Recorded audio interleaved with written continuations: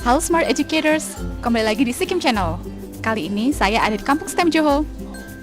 Di belakang saya sudah ada banyak ibu-ibu. Sedang apa ya? Yuk kita lihat.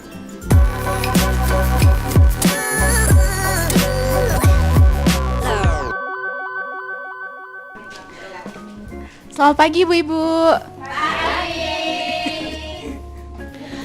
Halo ibu-ibu. Wah, rame banget. Lagi ada apa nih, Bu? Ini lagi bikin ekoprint. Oh, lagi bikin ekoprint. Oke. Nah, ibu-ibu, sebenarnya kalau bikin ekoprint itu seperti apa sih, Bu? Mungkin bisa dijelaskan? Ada beberapa teknik ya, mungkin teknik yang kita bikin sekarang itu yang ada spesialisasi sendiri-sendiri. Kita ibu-ibu ada yang spesialisasi untuk ponding, spesialisasi teknik kukus. Lah ini untuk yang milenium ini yang spesialisasi itu Bu Partin, silakan nanti Bu Partin yang memberikan penjelasan tentang ekoprint yang teknik milenium. Monggo Bu Partin. Mungkin Bu Parti bisa menjelaskan lebih lanjut tentang apa itu teknik milenium, Bu? Teknik medium ya kalau saya bilang ya. Medium itu teknik yang sudah memakai pewarnaan. Ya. Kemudian untuk daun-daun tertentu kita olah dahulu. Kecuali ada beberapa daun yang tidak perlu pengolahan, seperti jenitri, daun lanang, sama daun jati. Itu nggak perlu memakai pengolahan ya. Nah, tapi kalau untuk daun yang lainnya itu perlu. Nah, untuk mengolahnya itu seperti apa, Bu? Itu bisa kita memakai tawas bisa, air kapur bisa, air tunjung bisa. Lalu untuk tahap-tahap ekoprint ini sendiri setelah tadi daun diolah, lalu bagaimana, Bu, selanjutnya? Sebelum kain itu diwarnai, kita membeli kain dari toko kain ya.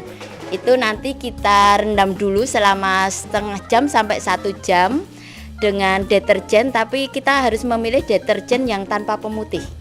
Itu saya tidak bisa menyebutkan merek ya. Itu setelah itu kita cuci bersih, kita angin-anginkan. Kemudian setelah kita angin-anginkan, kita merebus air. Setiap 1 liter air kita menyiapkan 1 sendok tawas dan 2 sendok kecil agar-agar itu soda abu.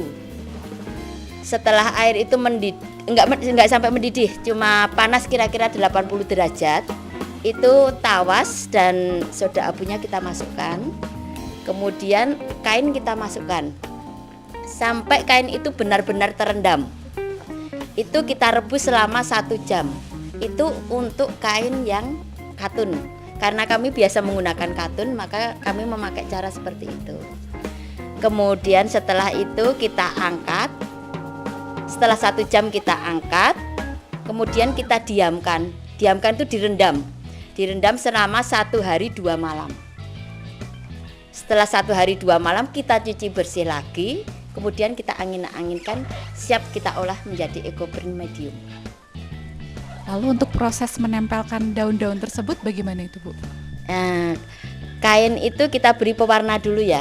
Pewarna itu ada yang kuning, biru, merah, tergantung kita mau memakainya warna apa. Itu ini seperti ini, kita diamkan dahulu, kemudian setelah daun pun sudah kita siapkan, kita akan mulai. Kalau untuk pewarnanya yang kuning, merah, dan lain-lain itu, Bu, itu kira-kira menggunakan pewarna apa nih, Bu? Kami menggunakan pewarna alami. Pewarna alami kita bisa membeli langsung di toko batik dan bisa membuat sendiri. Kalau membuat sendiri kita membeli bahannya pun di toko batik. Tuh.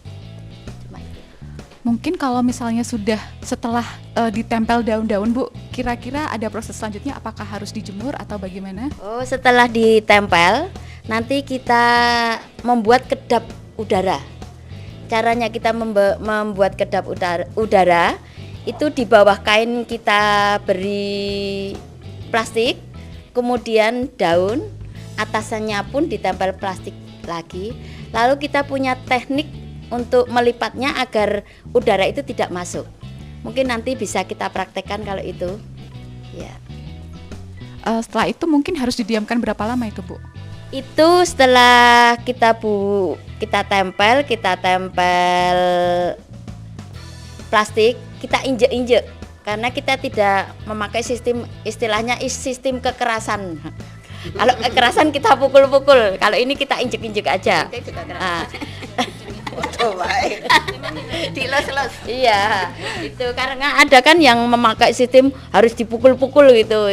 Kita nggak cuma diinjek-injek aja, lalu kita gulung, kita ikat sampai erat, kemudian kita kukus selama 2 jam. Setelah 2 jam kita bisa langsung bisa melihat hasilnya. Tapi itu belum bisa kita kunci ya. Kita kunci setelah kita angin-anginkan selama 1 minggu. Karena setiap hari untuk warna itu akan berubah sampai 1 minggu itu. Sistem pengunciannya pun kalau kita menginginkan warna yang cerah, kita bisa menggunakan tawas dan air kapur. Tapi kalau kita menginginkan warna yang lebih gelap, itu kita menggunakan air tunjung. Nah Bu, sebelumnya saya ingin tanya nih, sebenarnya Ibu bisa tahu batik ecoprint prosesnya seperti ini tuh dari mana sih Bu? Kita pertama mendapat pembelajaran tentang ecoprint dan juga batik-batik yang lain seperti jemputan dari kitab matematika. Lalu untuk manfaatnya sendiri, untuk ibu-ibu dan juga lingkungan apa nih Bu dengan adanya? Alhamdulillah ya Mbak, jadi kita bisa kalau dapat pesanan setelah kita tawarkan ke rekan-rekan dan juga teman-teman dari ibu-ibu kampung STEM ini, tetangga juga banyak pesanan yang masuk sehingga ibu-ibu mendapatkan penghasilan tambahan daripada kita kumpul ngobrol-ngobrol nggak ada manfaatnya. Sekarang kita ngumpul-ngumpul sambil bikin ecoprint itu kita jual, ternyata alhamdulillah laku dan banyak diminati sekarang itu, banyak pesanan. Nah, lalu mungkin untuk kedepannya nih, kira-kira apa harapan ibu-ibu kampung Johor? Ya, kita harapannya ya, kita masih minta bimbingan dari kitab untuk jangan putus-putus asa untuk membimbing kami. Mungkin bisa dengan yang lain, tidak hanya teknik di batik ecoprint dan batik jemputan, tapi kita bisa dikasih keterampilan yang lain sehingga kedepannya kita lebih maju lagi, bermanfaat untuk masyarakat sekitar. Jadi kita sangat terima kasih kepada kitab matematika yang telah membimbing kami, yang dulunya kami tidak bisa apa-apa, sekarang jadi punya ilmu. Jadi jangan putus asa untuk jangan membimbing kami, jangan bosan membimbing kami gitu. Ya. Nah, sekian wawancara kita dengan ibu-ibu kampung STEM Johor ini. Sebelum kita tutup nih, kita mau yel-yel dulu Bu. Oke. Oke, kita yel-yel dulu ya Bu Ibu ya. 1, 2, 3. Kampung STEM Johor. Yes, yes, yes.